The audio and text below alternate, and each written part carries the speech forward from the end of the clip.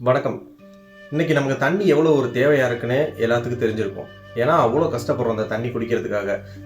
பழைய காலத்துலலாம் வந்துட்டு எல்லார் வீட்லயும் கிணறு இருக்கும். ஆறுலேருந்து தண்ணி எடுப்பாங்க. குளத்துலேருந்து தண்ணி எடுப்பாங்க. அப்படி எடுத்துட்டு வந்துட்டு இருந்தாங்க. ஆனா இன்னைக்கு குடிக்கிறதுக்கு வந்து ரொம்ப போராட்டமா இருக்கு தண்ணி கிடைக்கிறதே. 4 நாள், 5 நாள், 10 நாளைக்கு ஒருக்கெல்லாம் தண்ணி வர ஸ்டேஜுக்கு இப்போ வந்துருச்சு. மாநகராட்சி மூலியமா தான் நமக்கு வந்து குடிக்கிற தண்ணியெல்லாம் வீடு வீடா வந்து சப்ளை பண்ணிட்டு இருந்தாங்க. ஆனா இன்னைக்கு என்ன ஆச்சுன்னா, அந்த மாநகராட்சியில சப்ளை பண்ண முடியாது. அந்த மாநகராட்சிக்கே ஒரு ஆள் சப்ளை பண்ணலாம். அது யாருன்னா சூயஸ். அந்த சூயஸ்ங்கிற ஒரு நிறுவனம் என்ன பண்ணிட்டாங்கன்னா, போன கவர்மெண்டே கொண்டு வந்துட்டாங்க அத. இந்த கவர்மெண்ட்டும் பார்த்தீங்கன்னா, அதுக்கு எதிர்ப்பு தெரிவிச்சோ ஒண்ணுமே பண்ணல. ஏன்னா, அந்த நிறுவனத்துக்கு வந்து தண்ணீர்லாம் ஒப்படைச்சுட்டாங்க. நீங்க நாளைக்கு போர் போடணும்னாலும் சரி, நீங்க குடிக்கிறதுக்கு ஏதாவது தண்ணிக்கு நீங்க தனிப்பட்ட முறையில ஏதாவது பண்ணணும்னாலே அவங்கள்ட்ட பர்மிஷன் வாங்கணும். ஆனா கண்டிப்பா அவங்க பர்மிஷன் குடுக்க மாட்டாங்க. ஏன்னா, அவங்க வீடு வீடா வந்து தண்ணி சப்ளை பண்றேன்னு சொல்லிட்டு கோயம்புத்தூர்லயும் பார்த்தீங்கன்னா, இந்த 24/7 வாட்டர் சப்ளை வந்து போட்டிருந்தாங்க. மாநகராட்சியிலேருந்து குடுக்குறது அப்படின்னு சொல்லிட்டு. ஆனா கடைசியில பார்த்தீங்கன்னா, சுயஸ் நிறுவனம் தான் இங்கேயே இருக்கு. இன்னைக்கு சேலத்திலேயே இருக்கு.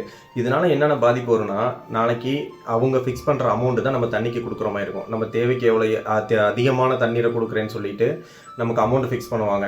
இன்னைக்கு ரூ. 150 கட்டுறீங்கன்னா, நாளைக்கு அது ரூ. 1500 ஆகலாம். அந்த அளவுக்கு அவங்க ஃபிக்ஸ் பண்ற அளவுக்கு வந்துருச்சு. தமிழ்நாட்டுல எல்லாமே பார்த்தீங்கன்னா, எல்லா திட்டங்களுமே போன கவர்மெண்டே கொண்டு வந்துட்டாங்க. அந்த கொண்டு வந்த திட்டங்கள் எல்லாமே இன்னைக்கு இவங்க அதை செயல்படுத்திக்கிட்டு இருக்காங்க. அந்த அந்த திட்டம் வந்து மக்களுக்கு நல்லதா, கெட்டதா அது மாதிரி யோசிக்கிறது இல்ல.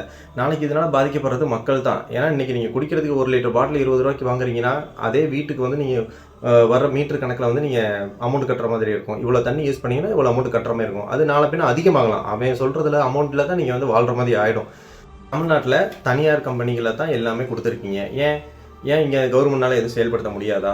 அவங்க 1000 கோடி, 2000 கோடி, 3000 கோடின்னு கொண்டாந்து கொட்டுறாங்க பணத்த. நாங்க பார்த்துக்கிறோம்னு சொல்லி. இதனால அவங்க எவ்வளோ சம்பாதிக்கணும்னு நீங்க பார்க்க வேண்டாமா? மக்கள் உங்களுக்கு நல்லது பண்ணுவீங்கன்னு சொல்லி ஓட்டு போட்டுருக்காங்க. ஆனா எல்லாத்தையும் தனியார்ட்ட குடுத்து நல்லது பண்றது ரொம்ப தப்பு. எல்லாத்தையும் தனியார் கம்பெனிகிட்டே குடுத்துட்டு, நாளைக்கு தமிழ்நாட்டை தனியார்கிட்ட குடுத்துறாதீங்க.